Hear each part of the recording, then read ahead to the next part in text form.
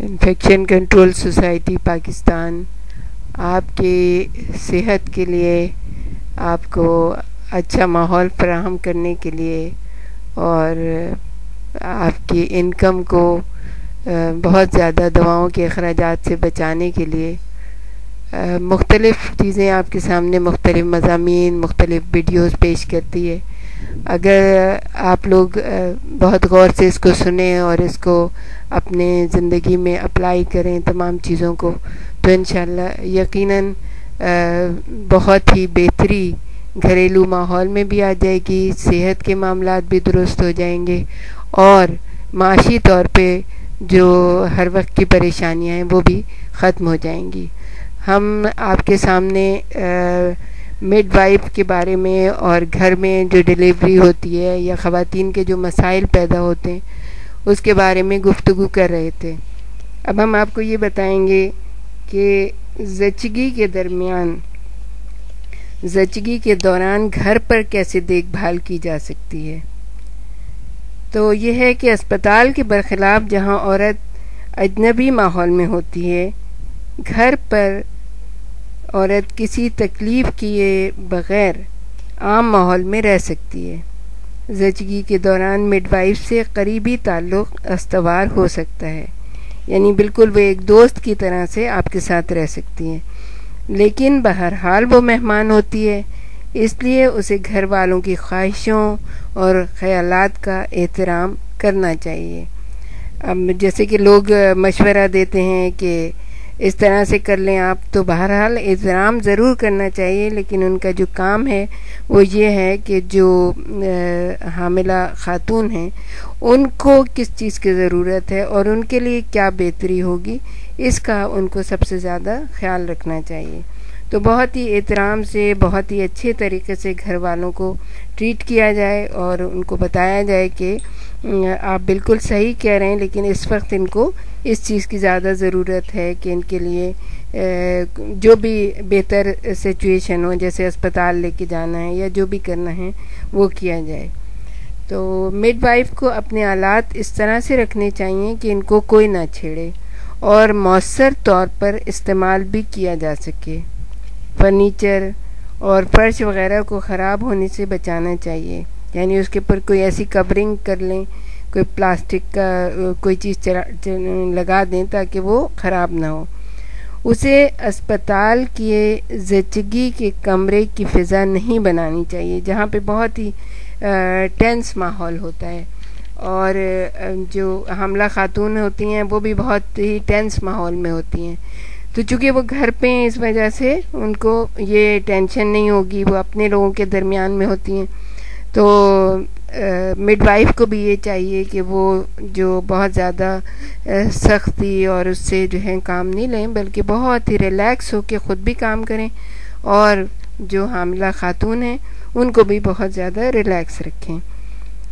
لیکن یہ بھی لازمی ہے کہ جو ہی ضرورت پڑے آلات اسے فوراً دستیاب ہو جائیں، یعنی ان کی ریچ میں ہوں کہ بس ہاتھ بڑھا کے فوراً جو ہے نا آلات وہ اٹھا لیں۔ اس کے لیے بھی ایک بڑی مہارت درکار ہے کہ مڈ وائف ماں اور بچے کی تندرستی اور کیفیت کا مسلسل جائزہ لیتی رہے اور ریکارڈز مرتب کرتی رہے، مگر گھر کے خوشگوار اور بے تکلف ماحول اور زچگی کے عمل میں کوئی رکاوٹ پیدا نہ ہونے دے۔ نگرانی، جائزے، انتظار اور مدد، یہ 4 چیزیں ہم آپ کو بتا رہے ہیں کہ نگرانی کے مستقل اپنی نگرانی میں رکھیں، حاملہ خاتون کو مستقل جائزہ لیتی رہیں، ان کے چہرے کا، ان کے ہر جہاں پہ بھی جو بھی ضرورت ہے، جس مقام پہ جائزہ لینے کی، دیکھنے کی، وہ دیکھیں اور انتظار کریں۔ بہت زیادہ جلدی کرنے کی کسی چیز میں ضرورت نہیں ہے۔ اور مدد، یہ 4 چیزیں جو ہیں یہ بہت ہی روایتی مہارتیں ہیں کہ جس وقت آپ کی مدد کی ضرورت ہو آپ ان کو مدد بہم پہنچائیں۔ کبھی ایسا ہوتا ہے کہ بہت زیادہ کمر میں درد ہو رہا ہوتا ہے اور وہ خاتون یہ چاہتی ہیں کہ ان کی کمر کو کوئی پکڑ لے اور ان کو ذرا سا کوئی مالش وغیرہ کر دے، تو اس میں کوئی بھی دیر نہیں ہونی چاہیے، اور بہت ہی فرینڈلی ماحول میں یہ ساری چیزیں ان روایتی مہارتوں کے اوپر عمل کرنا چاہیے۔ اس لیے مڈ وائف کا کردار یہ ہوتا ہے کہ زچگی کے نارمل عمل میں مدد دیں، بالکل نارمل طریقے سے جو عمل ہو رہا ہے بس اس کے ساتھ ایک دوست کی طرح سے برتاؤ کریں، اور نارمل طریقے سے ماں اور بچے کی صحت اور سلامتی کا جائزہ لیتی رہیں۔ حاملہ خاتون کی مرضی اور خواہش سے یہ فیصلہ کیا جائے کہ بچہ کیسے اور کہاں پیدا کرایا جائے، یہ بالکل ان کی مرضی کے اوپر ہوگا، اور زچگی کا تیسرا مرحلہ کس طرح انجام پائے گا۔ ظاہر ہے کہ وہ جہاں پہ ریلیکس فیل کریں گی، جہاں پہ وہ سوچیں گی کہ یہاں پہ میں بہت ہی آرام سے ہو سکتی ہیں تو وہ وہاں پہ اپنا فیصلہ سنائیں گی، اور اگر ان کے لیے کسی قسم کی پریشانی نہ ہو تو انہی کے بات کے اوپر عمل کیا جائے۔ اچھا، مڈ وائف کو معلوم ہونا چاہیے کہ ان نارمل جسمانی افعال یعنی نارمل فزیولوجیکل پروسیسز میں اپنے کسی عمل یا رویے کے ذریعے دخل اندازی نہ کرنا کتنا اہم ہے، جس سے حاملہ خاتون کو نقصان پہنچ سکتا ہے۔ یعنی کہ جلدی نہ کرنا، کہ بالکل جلدی یا ان کے اوپر کوئی چیز ایسا پریشر نہ ڈالنا کہ جس سے حاملہ خاتون کو یا فیٹس کو کوئی نقصان پہنچ سکتا ہو۔ بہت ہی ریلیکس رہ کے اور ان کو بھی ریلیکس رکھ کے اور یہ عمل سارا کے سارا انجام دینا چاہیے۔ زچگی کے سارے عمل کے دوران مڈ وائف کو ہر وقت احساس رہنا چاہیے کہ کوئی پیچیدگی یا گڑبڑ پیدا ہو جائے تو گھر پر زیادہ پریشانی ہو سکتی ہے اور نتائج بہت سنگین ہو سکتے ہیں، یعنی حاملہ خاتون کے بارے میں بھی اور بچے کے بارے میں بھی۔ تو اسے یہ اطمینان کر لینا چاہیے کہ مڈ وائف کو پیچیدگیوں کو شناخت کرنا آتا ہے، اور ہنگامی صورت سامنے آ جائے تو اس سے نمٹنے کی صلاحیت رکھتی ہیں۔ اب اس کے بارے میں ہم آپ کو یہ بتائیں گے کہ زچگی کا پہلا یا دوسرا مرحلہ زیادہ طویل ہو سکتا ہے۔ اگر زچگی کا پہلا یا دوسرا مرحلہ زیادہ طویل ہو جائے لیکن فیٹس میں پریشانی یا بے چینی کی علامات ظاہر نہ ہوں تو یہ سخت ہنگامی صورتحال نہیں ہے۔ مڈ وائف کو چاہیے کہ وہ حاملہ اور آبسٹیٹرک ٹیم کے ایک رکن کے ساتھ بات چیت میں اس صورتحال کے ممکنہ اسباب اور نتائج پر بحث کرے۔ دوسرا کیا ہے کہ میکونیم ملا ہوا پانی نکلنا۔ اگر کوئی اور پیچیدگی موجود نہ ہو تو مڈ وائف کو اس چیز پر نظر رکھنی چاہیے کہ خارج ہونے والے پانی میں میکونیم کی کتنی مقدار شامل ہے۔ اسے فیٹس کی ممکنہ بے چینی سے ہوشیار رہنا چاہیے۔ حاملہ اور آبسٹیٹرک ٹیم کی ایک رکن کے ساتھ اس اسباب پر گفتگو کرنی چاہیے۔ تیسرا ہے فیٹس کی دھڑکن میں بے قاعدگی پیدا ہونا۔ اگر ایسا ہو جائے تو مطلوبہ اقدام کا انحصار بے قاعدگی کی شدت پر ہوگا۔ چوتھا ہے زچگی سے پہلے جریان خون۔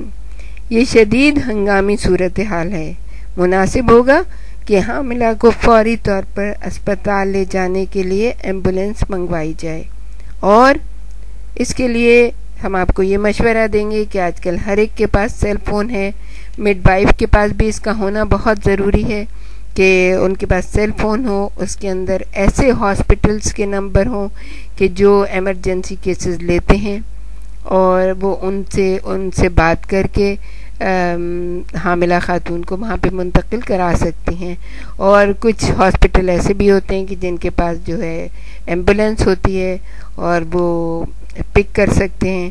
تو اگر ایسے ہاسپٹل کا نمبر ہے تو ان سے رابطہ کریں، ورنہ پھر یہ کہ سواری کا بندوبست پہلے سے ضرور ہونا چاہیے تاکہ اگر وقت ضرورت جو ہے حاملہ کو منتقل کرنا پڑے تو آپ کو کسی قسم کی پریشانی نہیں ہو.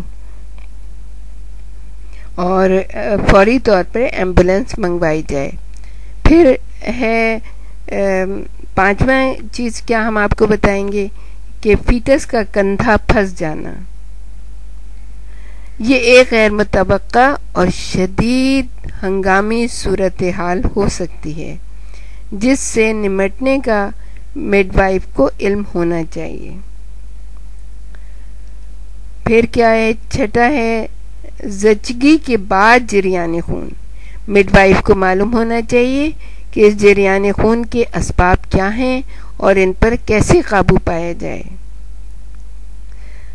اسے معلوم ہونا چاہیے کہ انٹراوینس انفیوژن کو کس طرح داخل کیا جائے اور پیرینیم کے زخم کو کس طرح ٹانکے لگائے جائیں. معاف کیجیے گا، ٹانکے لگائے جائیں. 7واں ہے پلیسنٹا کا اندر رہ جانا. مڈ وائف کو یہ جاننا چاہیے کہ اگر اسے طبی کارکن کی مدد حاصل نہ ہو تو پلیسنٹا کو کس طرح باہر نکالا جاتا ہے. پھر 8واں کیا ہے کہ نوزائیدہ کا دم گھٹنا. ایسی صورتحال سے نمٹنے کے لیے مڈ وائف کو سانس بحال کرنے کی اچھی طرح سے مشق ہونی چاہیے.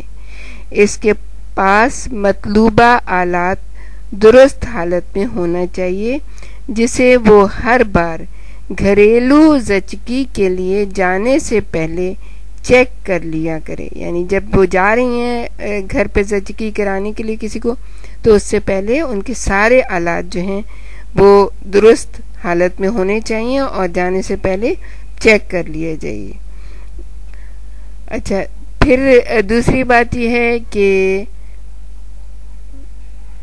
اگر 2 مڈ وائف موجود ہوں تو یہ ہوتا ہے کہ اگرچہ دونوں اپنے اپنے عمل کی پوری طرح جواب دہ ہوتی ہیں تاہم ان میں اس بات پر اتفاق ہونا چاہیے کہ فیصلہ کرنے کا بنیادی اختیار کس کے پاس ہے. یہ بھی دیکھا گیا ہے، اکثر یہ ہوتا ہے کہ جب 2 مڈ وائف موجود ہوں تو وہ زیادہ وقت عورت پر توجہ دینے کے بجائے آپس میں باتیں کرنے میں صرف کرتی ہیں. ہر صورتحال کا بڑی احتیاط کے ساتھ عورت کی ضروریات کے لحاظ سے جائزہ لینا اور جانچنا چاہیے. اس لیے کہ اب سب سے قریبی دوست آپ اس بچے کی اور اس خاتون کی، حاملہ خاتون کی اس وقت سب سے قریبی دوست ہمدرد آپ ہی ہیں. مناسب یہ ہوتا ہے کہ جب عورت گھر پر زچگی سے فارغ ہو رہی ہو تو قریبی اسپتال یا صحت مراکز کے شعبہ زچگی کو اور اس کی نگران کو اطلاع دے دی جائے تاکہ اگر کوئی مسئلہ ہو اور خاتون کو اسپتال منتقل کرنا پڑے تو آسانی رہے. جہاں وہاں پہ بیڈ تیار ہو وہاں پہ وہ لوگ لینے کے لیے اس کو تیار ہوں، تاکہ اگر آپ نے پہلے سے رابطہ کر لیا تو بہت آسانی رہے گی. بعض مڈ وائف اپنی کسی ساتھی یا مددگار کو بھی اطلاع دیتی ہیں کہ اگر مدد کی ضرورت پڑ جائے تو وہ دستیاب ہو. یعنی وہ بھی گھر پر ہوں تاکہ اگر ضرورت ہو تو وہ ان کے آ کے ہیلپ کر سکیں. مڈ وائف کو یہ بھی یقینی بنانا چاہیے کہ اگر زچگی کے دوران کوئی ڈاکٹر عورت کا معائنہ کر رہی ہے تو اسے یہ معلوم ہو کہ عورت زچگی کے عمل سے گزر رہی ہے. یعنی چونکہ مڈ وائف کو زیادہ معلوم ہوگا کہ لیبر میں ہے تو اس لیے اگر ڈاکٹر اس کا معائنہ کر رہی ہو تو وہ یہ بتائے کہ اس وقت کیا پوزیشن ہے. مڈ وائف کو پتہ ہونا چاہیے کہ ایمبولینس سروسز سے کس طرح رابطہ کیا جائے اور کتنی دیر میں مدد پہنچے گی. اسپتال کے زچگی کے شعبے سے اس کے رابطے کا نظام واضح ہونا چاہیے.